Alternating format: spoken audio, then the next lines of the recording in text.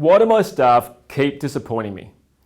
If you find yourself regularly thinking this about both your practitioners and admin staff, I might have a couple of ideas to help. In my experience, far and away, the two main reasons why practice owners are often disappointed by their staff is one, a lack of clear and regular communication with their team, and two is a lack of good management systems. I wanted to speak now about number one, which is clear and regular communication. It was George Bernard Shaw who was famous for saying that the biggest problem with communication is the illusion that it's happened. So let's take your practitioners. You might feel they're just not performing as well as you do, and in many cases the numbers do confirm that.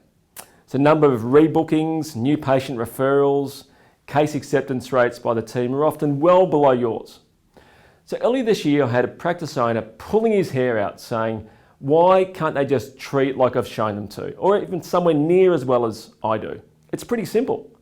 So I asked him whether the team are regularly trained in your patient management protocols and are they aware of their exact KPIs? His response was, well, yes, we talk about those sort of things all the time. So I asked him what Susan's target was in January.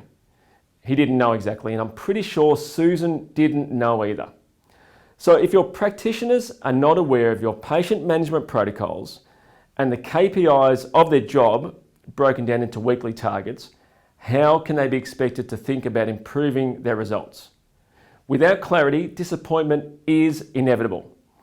And don't expect that just because you've mentioned some of these things, that your practitioners have necessarily heard or understood them. So the first part of eliminating continual disappointment in your team is to make all your therapists 100% clear on what your treatment protocols are and what the important numbers are for them to meet. So no grey, just black and white. And in setting these targets, don't be afraid to consult with the practitioners on what they think is realistic and achievable. And as far as admin staff, the story is quite similar. Owners will say, we're just not converting enough new inquiries into bookings, or they don't always say the right things to enable follow-up bookings. So all your admin staff need to be aware of the most important parts of their job and how these link directly to the growth of the practice.